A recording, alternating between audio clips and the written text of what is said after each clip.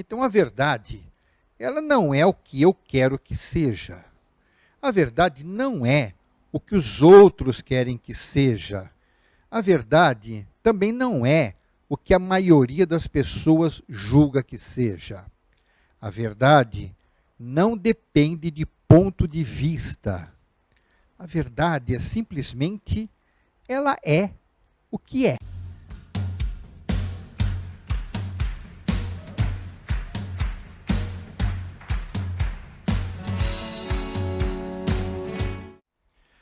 Shalom. Bem-vindos a mais uma edição do nosso estudo da Torá, que é apresentado pela congregação Beit Mashiach e vai ao ar sempre após o horário do Havdalah.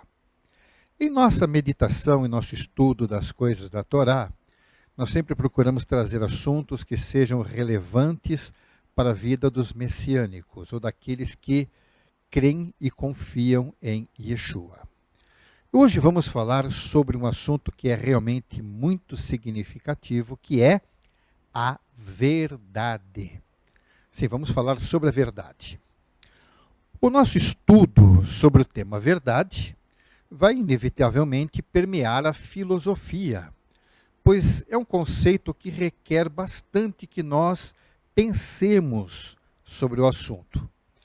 Começamos afirmando que todo messiânico, ou seja, todo seguidor de Yeshua, deve ser amigo da verdade e devemos então confiar no que ele diz, no que Yeshua diz, conforme em João 14,6.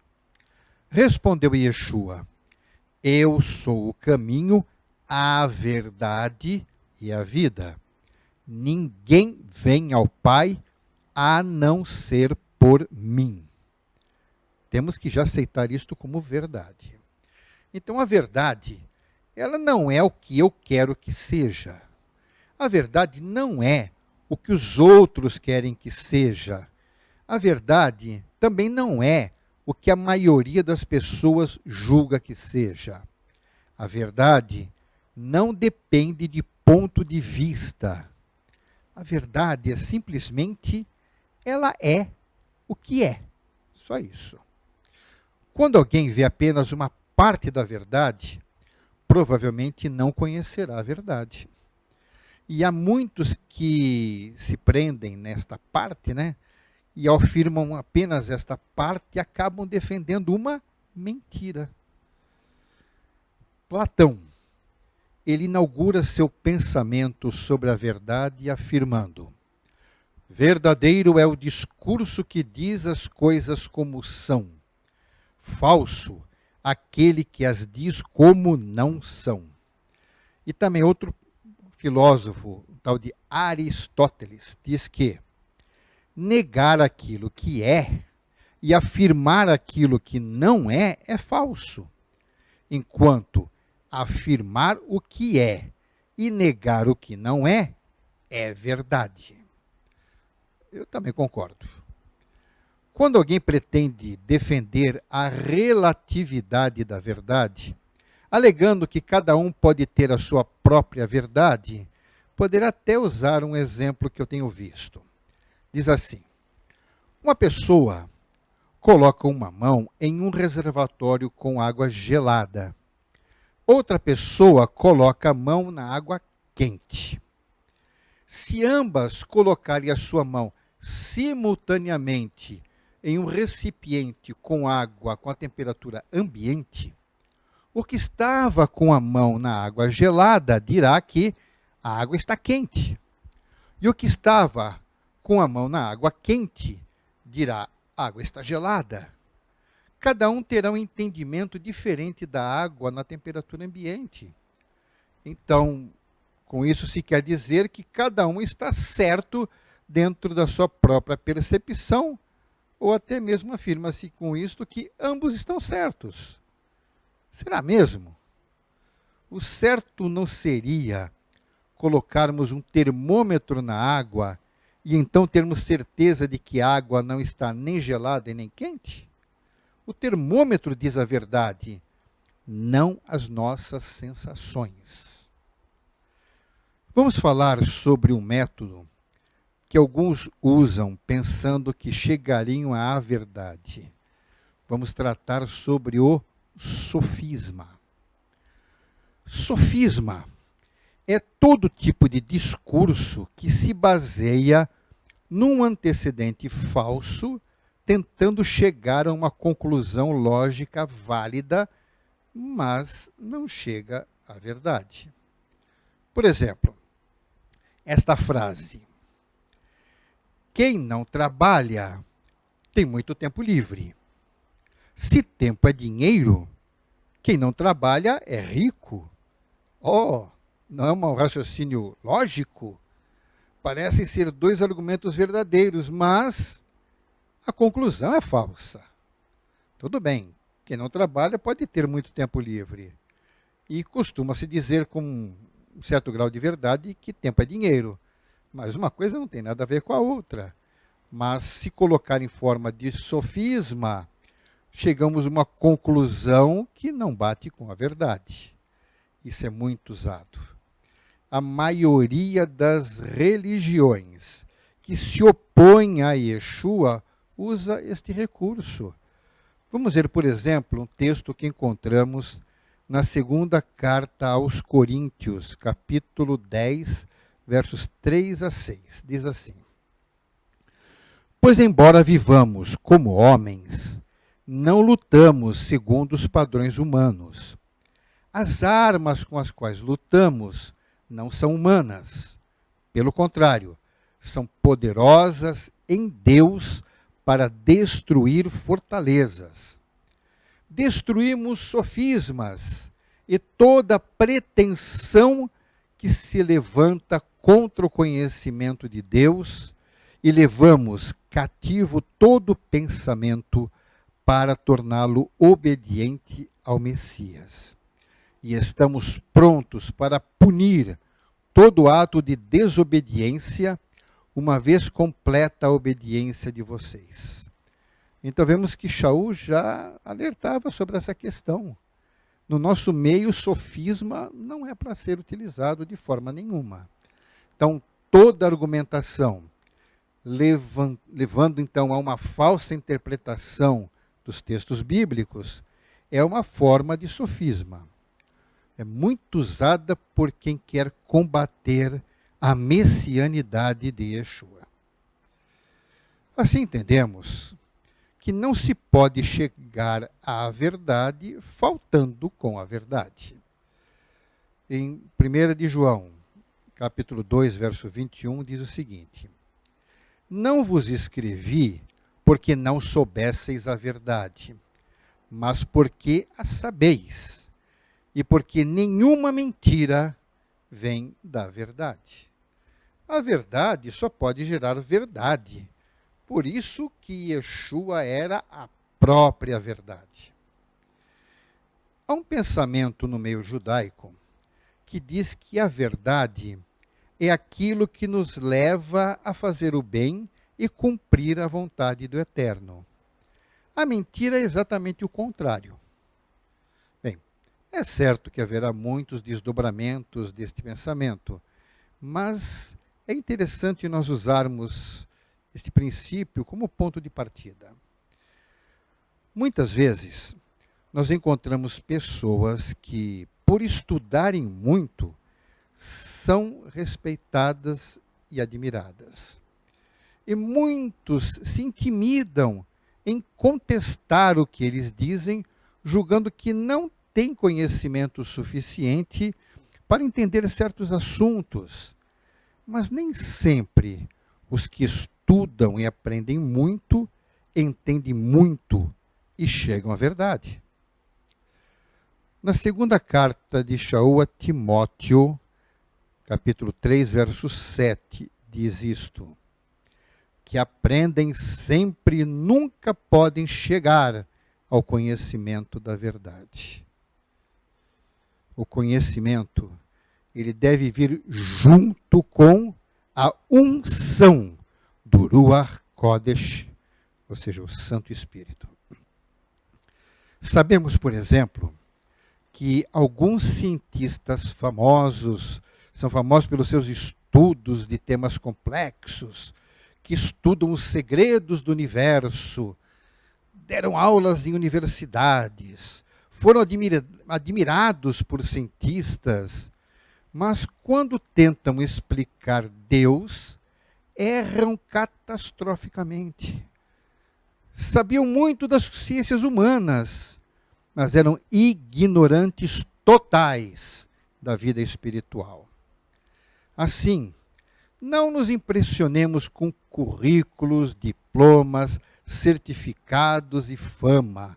Isso não garante que se conheça a verdade. O Shaliach Shaul, o apóstolo Paulo, era muito culto e era muito reconhecido como uma pessoa preparada na Torá.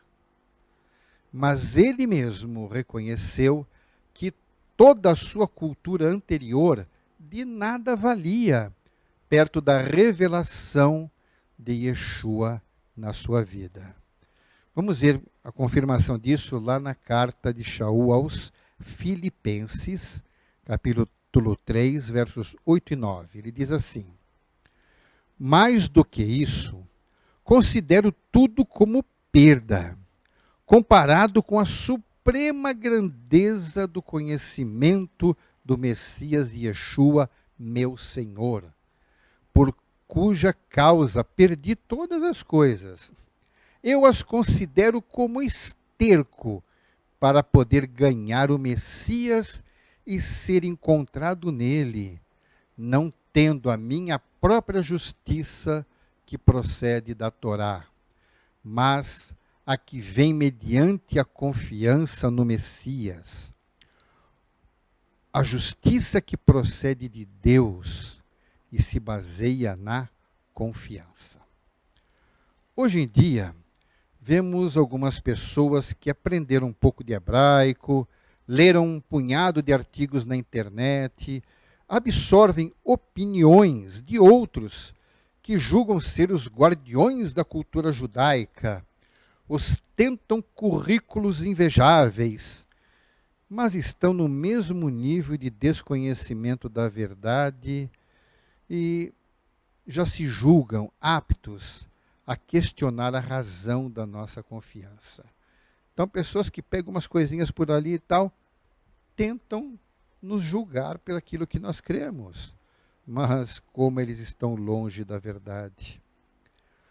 Muitos apresentam fundamentos referenciados nas Escrituras, os ensinam como sendo doutrinas da Torá, afirmam que é a verdade que leva ao conhecimento do Eterno, expõem o que entendem que o Eterno quer, mas de fato estão longe da verdade.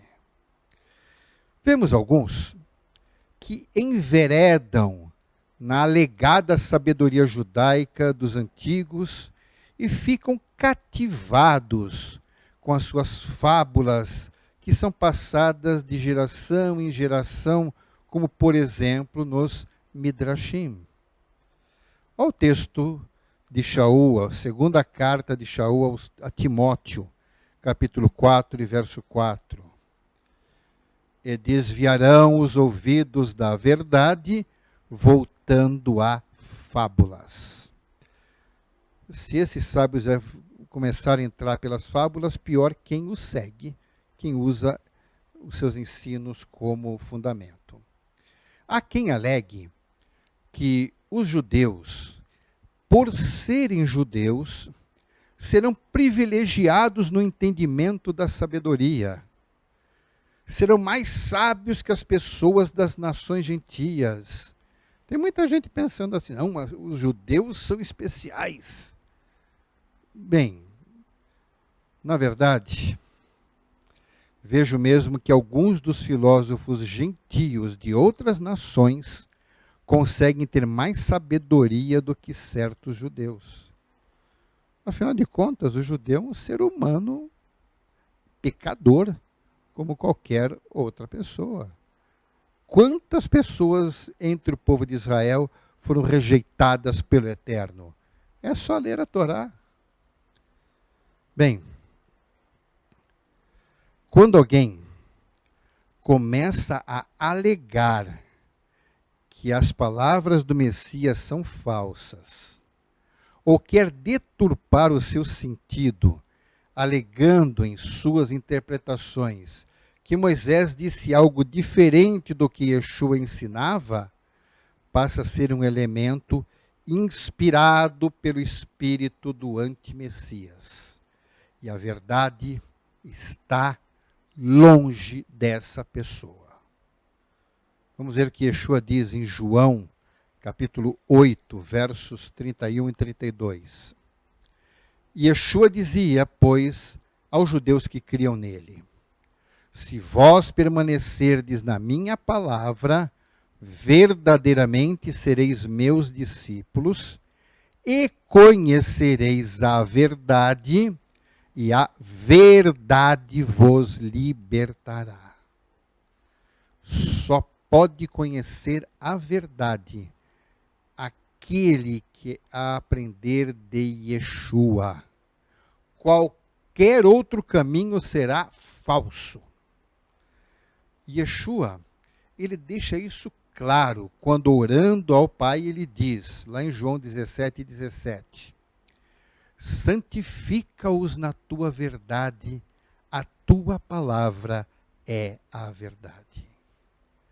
Quem pode ser declarado santo? Ora, todo aquele que foi santificado pela verdade. Mesmo que alguém tenha pouco estudo, hein? Pois a palavra de Yeshua é a palavra de Deus. E essa palavra é verdade.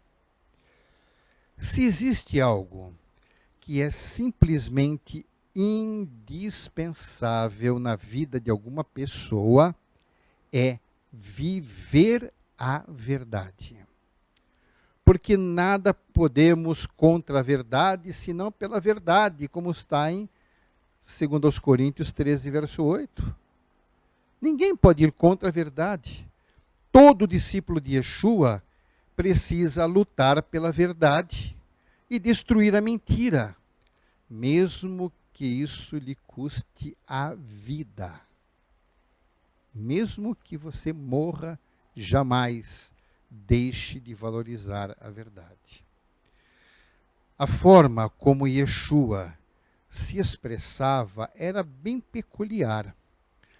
Hoje em dia, alguém poderia questionar se ele era o dono da verdade. Bem, a palavra original da expressão usada no momento que nós encontramos na verdade, ou em verdade, como nós encontramos em João 8:51, quando ele diz: em verdade vos digo que, se alguém guardar a minha palavra, nunca verá a morte. Então, nesta forma que nós encontramos, que Yeshua usou muitas vezes, então a palavra original que nós encontramos, tanto no hebraico como no grego, é a palavra amém, amém. Essas duas palavras, a mesma palavra repetida. Amém, amém. Então, mesmo no grego. Que quando usado no começo de uma frase, então a palavra amém dá força à verdade da afirmação feita. Foi traduzida assim, então, em verdade vos digo. Não está errada a tradução, porque esta palavra, ela enfatiza a verdade do que foi dito. Então, Yeshua disse mesmo, quando se dirigiu à multidão, amém, amém. Ele falou assim. E ele estava garantindo que o que ele falou é verdade. Então, o que podemos dizer sobre a pergunta anterior? Yeshua, o dono da verdade? É sim. Yeshua é o dono da verdade. E se somos filhos de Deus, nós também somos. Ainda que outros não acreditem nisso, ora.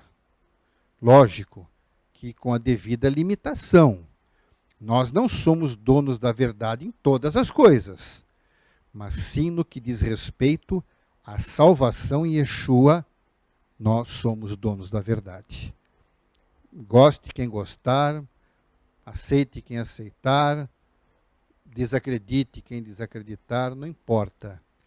Na salvação em Yeshua, nós somos donos da verdade. Não há salvação fora de Yeshua.